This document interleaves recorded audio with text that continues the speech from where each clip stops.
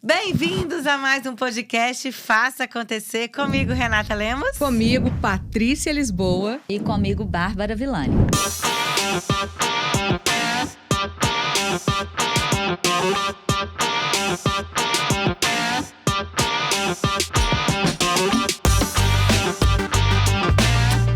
Ai, que bacana falar sobre vários assuntos com pessoas que são tão referência e tão importantes nesse mercado, né, pessoal? É muito gostoso esse encontro. E eu vou trazer um tema aqui para nossa discussão de hoje. É o que tem acontecido muito, eu tenho percebido isso muito nas empresas, eu imagino que vocês também.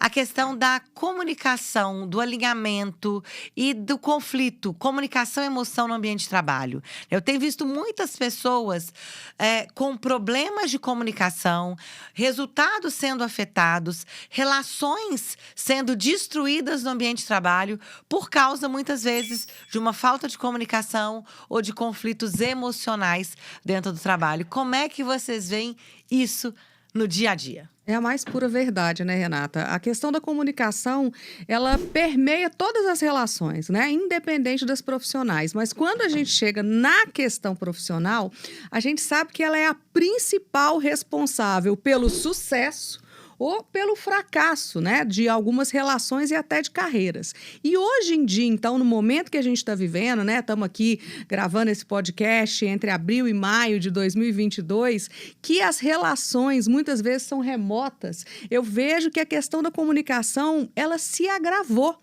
Porque o contato, o olho no olho, a leitura corporal, né, a nossa intuição, quando a gente está no mesmo ambiente, a gente consegue perceber mais coisas.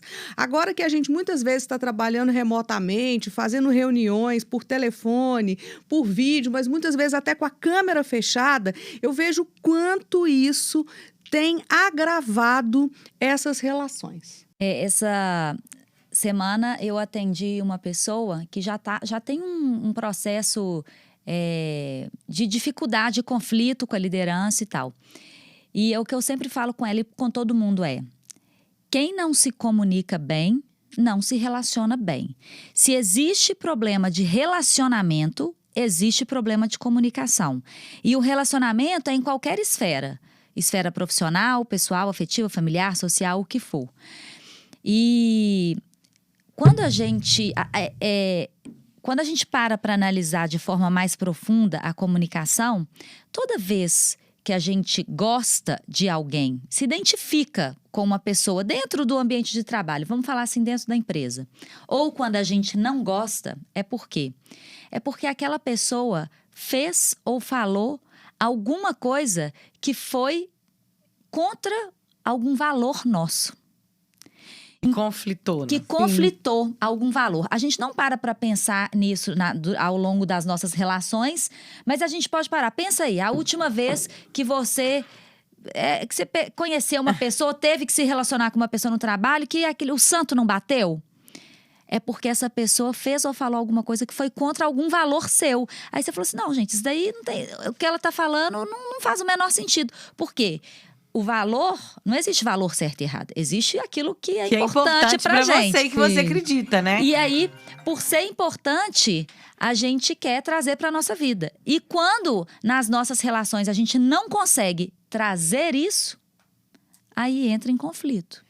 É interessante isso, que eu tenho até falado de um termo da questão da comunicação emocional. Isso que você falou é interessante, Bárbara. Porque às vezes você nunca viu a pessoa e fala que o santo não bate. Porque de alguma forma, às vezes a pessoa não fez ou falou, mas ela te lembra, né? Evoca. Algo, né? Evoca algo ali, eu te lembro uma pessoa, uma situação que te trouxe um sentimento, né, ruim. E que aquilo de alguma forma fica gravado no seu inconsciente. Então, isso também pode acontecer. E é muito importante isso, porque se a gente não souber se comunicar, as nossas relações, sim, serão prejudicadas. E por que eu falo dessa questão da comunicação emocional? Porque muitas vezes a gente comunica a partir das nossas emoções, né? Então, se eu tô muitas vezes nervoso, eu tô ansioso, a minha comunicação se dá de uma forma. Se eu estou impaciente, a minha comunicação se dá de outra forma. E a forma que a gente se comunica, isso vai determinar que tipo de relação a gente vai ter, né? Exato. Eu atendi um executivo também durante esses dias, e que ele saiu da empresa simplesmente porque ele e o novo chefe dele, o novo líder dele, eles não conseguiam se comunicar. Quando eles se encontravam, era um jogo de farpas, vamos falar assim, né? Um jogo de ferpas ali. E que eles não conseguiam. Era sempre um querendo, de alguma forma, alfinetar. E tudo que um dizia incomodava o outro. Porque muitas vezes feriam os valores. Porque a nossa relação, a nossa comunicação emocional não é só em relação ao outro, é em relação a nós mesmos. Sim. E quando a gente se comunica, né, de uma forma que traz algo negativo para aquela relação e que isso é nossa responsabilidade, isso acaba afetando o outro e aí cria muitas vezes esse caos dentro da comunicação, E eu diria, dentro da organização. Renata, né, complementando essa fala aí que eu concordo plenamente, é que, como diria, né, Rafael Araújo com o livro dele, tudo comunica. Tudo comunica, não somente aquilo que a gente fala, mas também os nossos silêncios, né? E muitas vezes isso, quando você dá esse exemplo aí, né, desse líder e liderado, é aquela questão assim de eu não confio, então eu não me exponho, eu tenho que ter cartas nas mangas, eu vou manipular tudo. Então a questão, muitas vezes, quando a gente está dentro de um ambiente, né, corporativo, é que a gente tem medo. A gente não se sente seguro. A gente, muitas vezes, tem muito receio de demonstrar a nossa vulnerabilidade, né? Porque, assim, eles vão achar que eu não sei, eles vão achar que eu sou incompetente. E aí, isso faz com que a gente se cale. Então, o que eu vejo dentro dos meus atendimentos também é quando as pessoas trazem os conflitos, as dificuldades dela, é que muitas, né? Para eu não dizer em todas, mas na maioria das vezes, essas pessoas, elas não estão verbalizando o que elas sentem, elas não estão verbalizando o que elas precisam e mais, elas não perguntam. Muitas vezes eu faço uma pergunta, né, e falo, mas e isso? A pessoa fala, eu não sei. Eu falei, mas você nunca perguntou? Você nunca foi buscar, né? Essas respostas, né? Exatamente.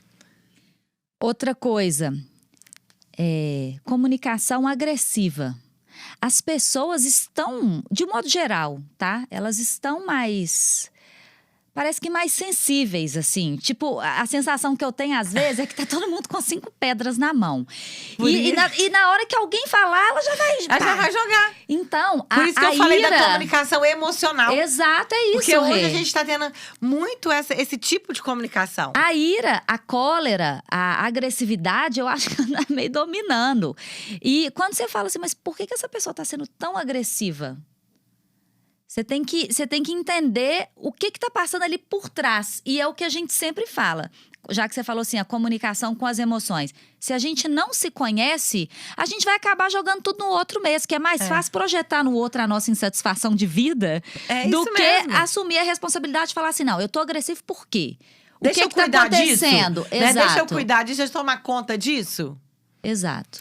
E como que esse tipo de comunicação, ele tem trazido ambientes de não confiança, né? Para não falar de desconfiança, mas uma falta, né, de confiança. E é sempre isso, um esperando que o outro, sabe? Deixa eu esperar o que o outro vai acontecer de errado, né?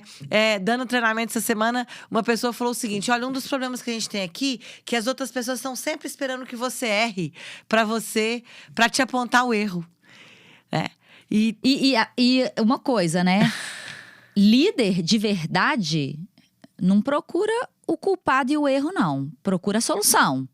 Claro que quando existe um erro que afeta consideravelmente, a gente precisa entender por que ele aconteceu. A causa do erro. Exato. Pra trabalhar mas não a causa. culpado. A gente tem que trabalhar a solução. Beleza, aconteceu isso daqui, vamos tratar. Não pode mais acontecer, mas vamos achar a solução, gente. Não é culpado, não. É bem isso aí. Não é terceirizar culpa e responsabilidade, não. Nós somos responsáveis pelas nossas escolhas e nossos resultados. Sem dúvida. E aí, Bárbara, quando você fala essa questão do líder, é outro ponto que, nesse sentido, a gente percebe que, tecnicamente, as lideranças são muito boas, né? A pessoa, ela tem aquela formação, ela tem aquela habilidade, ela tem aquela competência e ela exerce muito bem. Então, quando a gente pensa na responsabilidade do líder em promover uma comunicação de qualidade dentro de uma empresa e dentro da sua equipe, a gente vê muitas vezes que esse líder, ele não se preocupa com isso, porque muitas vezes ele não sabe lidar com isso. Ele está focando na gestão, né? Resultado, meta, tangibilizar, prestar conta, otimizar, mas ele esquece muitas vezes que ele tem que trazer para essas pessoas, primeiro, todo esse contexto, né? Trazer sentido, propósito para o trabalho das pessoas, porque comunicar é justamente você levar um conteúdo que leve à ação.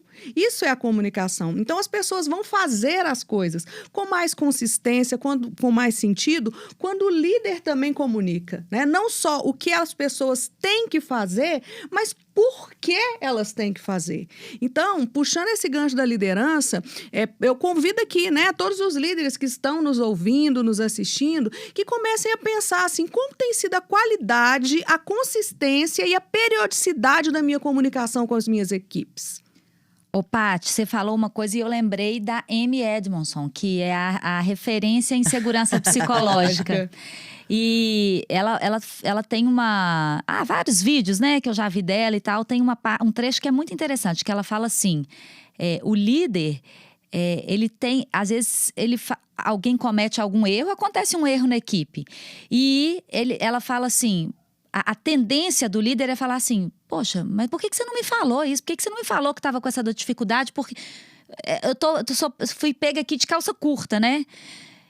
E, na verdade, o que a gente tem que pensar é o seguinte, pode ser que eu, como líder, não tenha dado a oportunidade adequada para ser chamado e falado assim, poxa, tá acontecendo isso. Às vezes a pessoa tem medo de chegar. Cultura do silêncio. E aí não existe uma cultura de uma confiança pré-estabelecida. Sim. E, gente, se a gente não tem uma confiança pré-estabelecida, a gente não tem uma comunicação efetiva. As pessoas não se sentem seguras e à vontade de falar as coisas que têm que ser ditas. Aí o que acontece? Começa a gente ter aquelas fofocas, comunicar os comentários velados. Porque eu não tenho como falar com o meu chefe, eu não sinto segurança, mas a gente fala pelos corredores.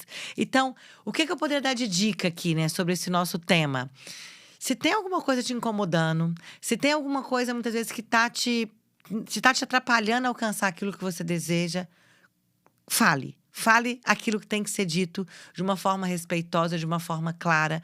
Não ache que as pessoas vão adivinhar, né? E não fiquem esperando que as pessoas tomem atitude ou elas tomem o primeiro passo para se comunicar. Assuma essa responsabilidade de dar um passo e falar de uma forma aberta, sincera, para que essa base de confiança ela seja pré-estabelecida.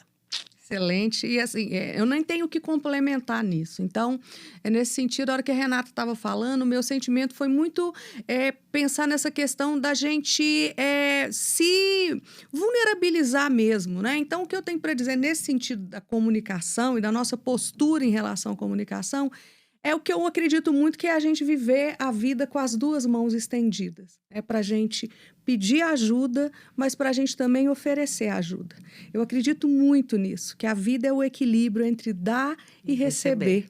Então, quanto mais a gente vai pedindo ajuda e atento ao nosso ambiente, oferecendo ajuda, uma vida de mais segurança psicológica e colaboração a gente vai viver.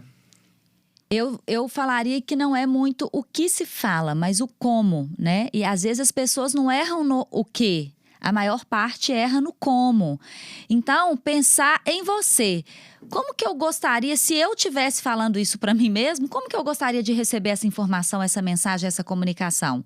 A gente sabe que as palavras, elas representam muito pouco do impacto da nossa comunicação. O que gera mais impacto é a fisiologia, né? Então, é a forma, é a postura. Então, o que eu poderia... Se eu preciso falar uma coisa que é dura, que é uma coisa mais difícil de falar, como é que eu posso suavizar? Talvez através da minha postura, da minha fisiologia. Porque eu posso dar o mesmo recado de várias formas. Então, a minha dica seria se atentar à forma, principalmente. Ao como. Ai, fantástico, fantástico.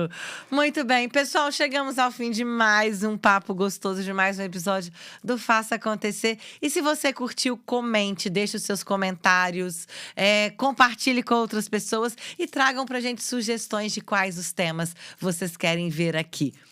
Beijo, até o próximo episódio. Até a próxima.